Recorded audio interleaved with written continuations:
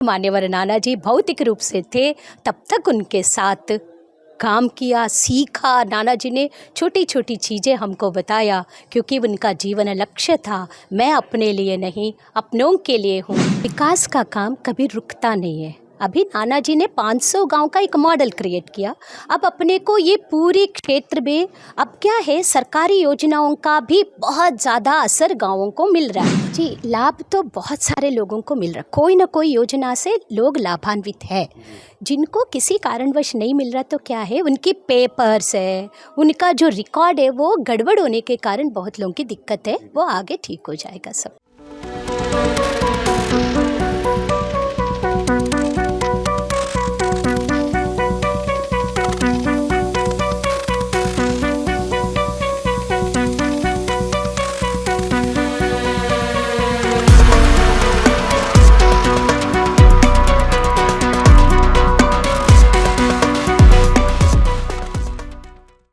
नमस्कार, मेरा नाम अमित है और फर्स्ट लुक बिहार देखना शुरू कर चुके हैं। इस वक्त हमारे साथ डॉक्टर नंदिता पाठक हैं। सबसे पहले तो आपका स्वागत। जी धन्यवाद, नमस्ते अमित जी।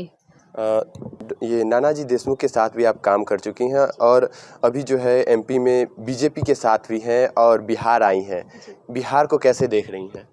बिहार को मैं बहुत अच्छे से देख रही हूँ और बहुत आनंद आ रहा है। अभी हम लोगों को राष्ट्रीय महिला मोर्चा ने और राष्ट्रीय नेतृत्व और हमारे प्रदेश के नेतृत्व ने प्रवासी बहन के रूप में मुझे बरूराज विधानसभा में भेजा है। हमारे साथ एक और बहन भी आई है, शशि यादव जी।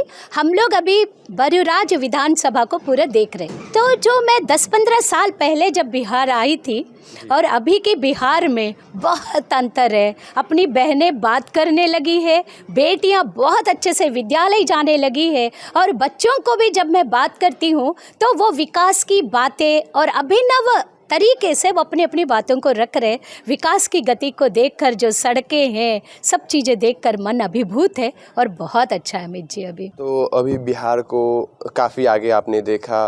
2014 में आई थी इससे पहले आप, और उस समय कैसा था बिहार? तब भी अच्छा था, लेकिन अभी एक उस समय कार्यक्रम ही ऐसा था जो बेटी बचाओ बेटी पढ़ाओ, तो लग ही रहा था कि भाई कब ये बेटियाँ भैया लोगों की, बच्चों के मतलब भाई लड़की लड़का का कब प्रतिशत बराबर होगा। एक मन में शंका थी, लेकिन वो सब शंकाएं अभी नहीं है। बिहार में सामने विधानसभा का चुनाव भी है, उसको किस तरीके से देखती हैं आप? फ़िलहाल तो हम लोग प्रवासी बहन के रूप में आए हैं और हम लोगों को घर घर तक माननीय मोदी जी की योजनाओं को पहुंचाना है।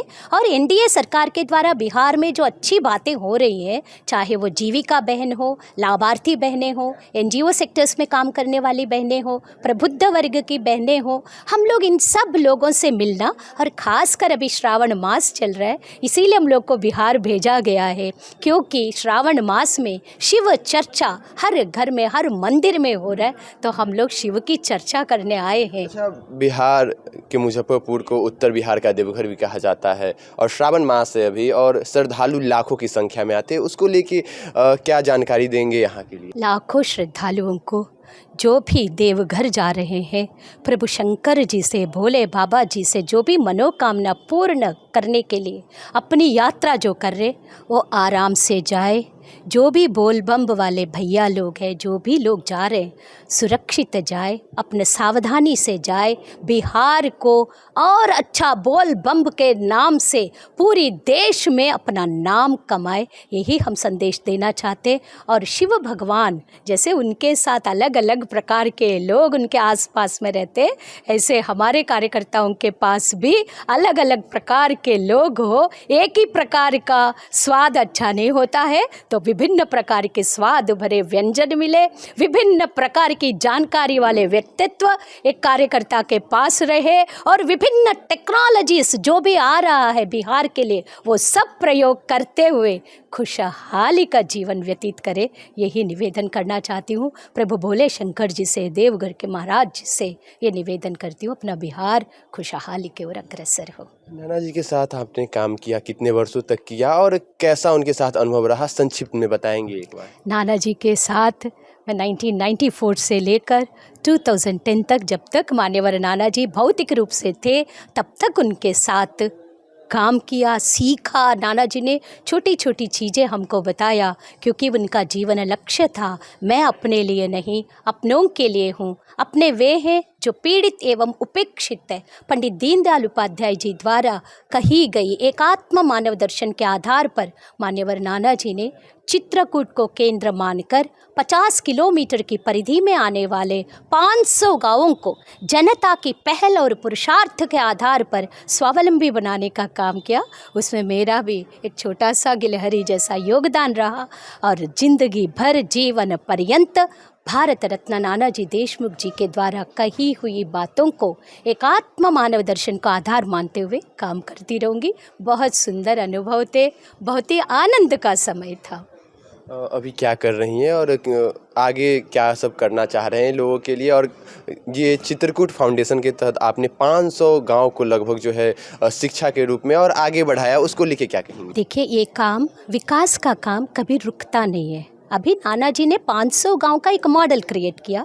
अब अपने को ये पूरे क्षेत्र में अब क्या है, सरकारी योजनाओं का भी बहुत ज़्यादा असर गांवों को मिल रहा है। उस समय पर सरकारी तंत्र इतना काम नहीं करते थे, तो सामाजिक जो क्षेत्र में काम करने वाले लोगों की भूमिका बहुत थी। अब हम लोग क्या करने वाले हैं, जो सरकार की योजनाएं जो भी आ रही है वो घर घर तक पहुँचे और वो कैसा मिल सकता है, यह योजना हम लोग नाना जी बरूराज के लिए क्या कर रही हैं? बरूराज में बताया, आपने पहले ही बताया कि बरूराज के लिए आए हैं और खासकर बरूराज के लिए कार्य अभी करेंगे, तो क्या ऐसा क्या है बरूराज में? क्या अभी बरूराज विधानसभा में हम लोग लगातार 4 दिन से सभी मंडलों में जा रहे, बहनों से मिल रहे हैं, बात कर रहे हैं। सब बहुत उत्साहित है अपने आने वाले चुनाव को लेकर, और वो सबको हम लोग बता रहे हैं इन योजनाओं का लाभ आपको मिल रहा है कि नहीं मिल रहा है। जिनको मिलता है वो खुशी बताते, जिनको नहीं मिला उनके कागज़ बनाने के लिए या कुछ है, वहाँ के जो लोकल लोग हैं वो उनसे बात करते।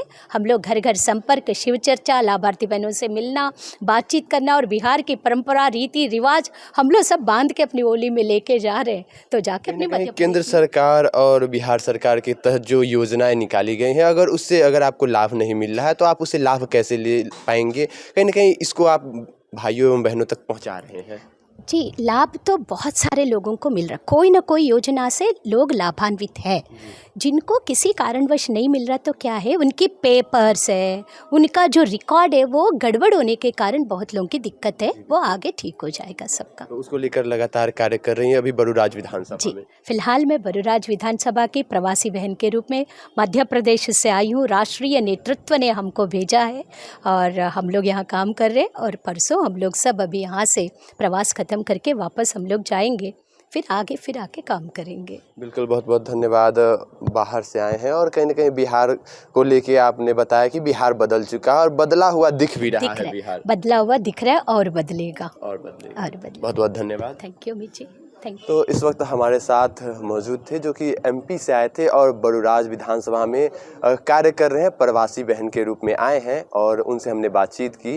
तो तमाम बातों को आपने सुना और तमाम खबरों के लिए फर्स्ट लुक बिहार से जुड़े रहें। मुजफ्फरपुर से फर्स्ट लुक बिहार के लिए अमित कुमार।